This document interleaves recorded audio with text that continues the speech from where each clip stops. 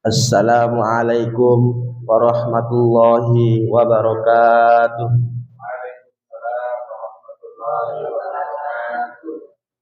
Alhamdulillahi rabbil alamin. Wabihi nasta'inu ala umurid dunya waddin. Wassalatu wassalamu ala nabiyyina Muhammadin wa ala alihi wa sahbihi ajma'in. Amma ba'du. Yang terhormat Abah Imam Sa'duddin selaku pengasuh Pondok Pesantren Rodotul Ulum Privat Al-Burhani dan semua teman-teman yang saya cintai dan saya banggakan. Pertama-tama mari kita bersyukur kehadirat Allah Subhanahu wa taala yang telah memberikan nikmatnya kepada kita, nikmat kehidupan, kesehatan, kekuatan dan kesempatan sehingga bisa hadir di majelis yang mulia ini. Salawat dan salam semoga tetap terlimpah kepada Nabi kita, junjungan kita Nabi Muhammad SAW, yang dengan diutusnya beliau ke dunia ini kita bisa terlepas dari jerat kejahiliaan. Pada malam ini saya akan bahas tentang masa jahiliyah. Masa jahiliyah itu identik dengan masa sebelum diutusnya Nabi Muhammad SAW. Jahiliyah berasal dari kata jahil yang berarti bodoh. Pada masa itu beredar sifat dan sikap bodoh. Bodoh terhadap Allah Subhanahu wa taala, bodoh terhadap Rasul dan juga bodoh terhadap syariat-syariatnya. Kemusyrikan, kebobrokan moral, pelanggaran-pelanggaran kemanusiaan terjadi di mana-mana. Dengan demikian, sebenarnya nilai-nilai jahiliyah bisa berada di mana saja dan kapan saja. Di masa modern seperti sekarang ini, demikian juga dengan orang atau masyarakat jahiliyah, bisa siapa saja atau masyarakat mana saja. Kita berlindung pada Allah Subhanahu wa taala. Semoga Allah Subhanahu wa taala memelihara kita, warga kita dan masyarakat kita dari nilai-nilai jahiliyah ini. Paling tidak ada 4 budaya kejahilian yang tumbuh subur di masa sebelum Nabi Muhammad SAW diutus. Di antaranya adalah 1. Kemusyrikan. Kemusyrikan yaitu menyekutukan Allah Subhanahu wa taala, meyakini Allah Subhanahu wa taala sebagai pencipta tapi menyembah pada selain Allah Subhanahu wa taala. Padahal kemusyrikan adalah kezaliman yang besar. Dalam surat Luqman ayat 13 Allah berfirman, "Innasyirka ladzulmun adzim." Sesungguhnya mempersekutukan Allah adalah benar-benar kezaliman yang besar.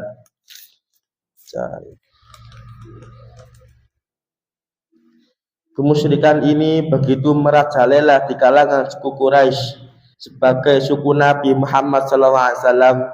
Saking parahnya budaya menyekutukan Allah ini sampai-sampai setiap kabilah, bahkan kalau perlu setiap keluarga memiliki patung sendiri untuk disembah. Pada zaman ini mungkin sudah jarang orang menyembah patung, namun mendewa-dewakan harta, pangkat dan kedudukan bisa menjadi merupakan tren yang baru. Kalau kita diwaspadai, ini akan menjadi kemusyrikan dalam bentuk lain. Yang nomor 2 yaitu kesombongan. Pada masa jahiliyah, semua hal bisa menjadi bahan kesombongan. Kekayaan suku, kebangsawan menjadi alat untuk merendahkan orang atau pihak lain. Begitu Islam datang, seluruh macam kesombongan menjadi tidak ada nilainya. Allah Subhanahu wa taala memilih kita, mengangkat derajat kita hanya karena takwanya. Allah Subhanahu wa taala berfirman dalam surat Al-Hujurat ayat 13 menjelaskan, Bismillahirrahmanirrahim.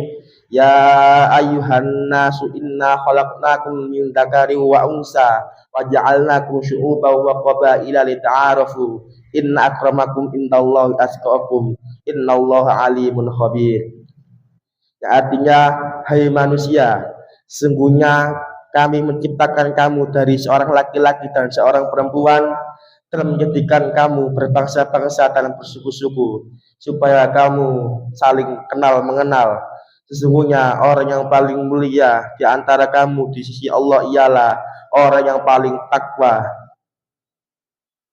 Karena sesungguhnya Allah Maha mengetahui lagi Maha mengenal. Dan yang nomor 3 yaitu dendam dan permusuhan. Sebelum Nabi Muhammad SAW diutus perang, kabilah dan suku menjadi pemandangan biasa. Dendam dan permusuhan antara suku Aus dan suku Khosraj di Madinah adalah satu contoh yang tidak bisa dilupakan begitu Islam datang. Islam menggantinya dengan kedamaian, ketenangan, persaudaraan. Allah Subhanahu wa taala berfirman dalam surat Ali Imran ayat 103 yang berbunyi Bismillahirrahmanirrahim. Wa'tasimu bihablillah jami'an wa la tafarraqu. Wadhkuru ni'matallahi 'alaikum id kuntum a'da'an fa'alafa baina qulubikum fa asbahtum bi ni'matihi ikhwana. Wa kuntum 'ala syafa hufratin minan nari fa anqadhakum minha. Kadzalika yubayyinu Allahu lakum ayatihi la'allakum tahtadun. Yang artinya, karena berpeganglah kamu semuanya kepada tali agama Allah dan janganlah kamu bercerai-berai, dan ingatlah akan nikmat Allah kepadamu ketika kamu dahulu bermusuh-musuhan, maka Allah mempersatukan hatimu lalu menjadilah kamu karena nikmat Allah orang-orang yang bersaudara, dan kamulah berada di tepi jurang neraka, lalu Allah menyelamatkan kamu dari pandangan. Demikianlah Allah menerangkan ayat-ayatnya kepadamu agar kamu mendapat petunjuk. Dan yang terakhir nomor 4 yaitu kerusakan akhlak. Di masa jahiliyah yaitu sering judi, minum-minuman keras menjadi budaya di mana-mana. Itulah sebabnya mengapa Nabi Muhammad SAW bersabda, "Innama bu'istu liutammima makarimal akhlak." Sesungguhnya aku diutus hanyalah untuk menyempurnakan kemuliaan akhlak. Hadis riwayat Ahmad dan Baihaqi. Saking beratnya penyakit kerusakan akhlak di masa jahiliyah, sampai Islam dalam masalah minuman keras misalnya mengharamkannya secara berangsur-angsur.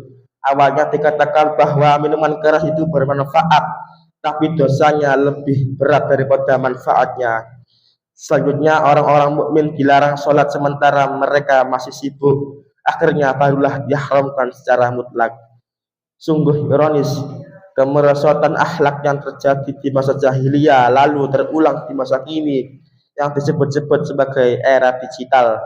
Tugas kita bersamalah untuk bersama-sama melindungi diri, warga dan masyarakat kita dari nilai-nilai jahiliyah seperti ini. Itulah 4 budaya jahiliyah semestinya kita buang jauh-jauh dari kehidupan kita, sehingga tidak ada lagi kemusyrikan, tidak ada lagi kesombongan, tidak ada lagi dendam, tidak ada permusuhan antara kita, serta kita berusaha membenahi akhlak kita masing-masing untuk membuang kemusyrikan. Mari kita perkuat tauhid untuk membuang kesombongan, kita bangun kesetaraan untuk membuang dendam dan permusuhan, kita perkuat persaudaraan dan persatuan, dan untuk membangun akhlak kita perkuat semangat akhlakul karimah dengan meneladani akhlak Rasulullah Muhammad SAW. Semoga kultum yang singkat akhir ini bermanfaat, dan semoga Allah Subhanahu wa taala selalu menolong kita untuk selalu istiqomah di jalannya. Amin.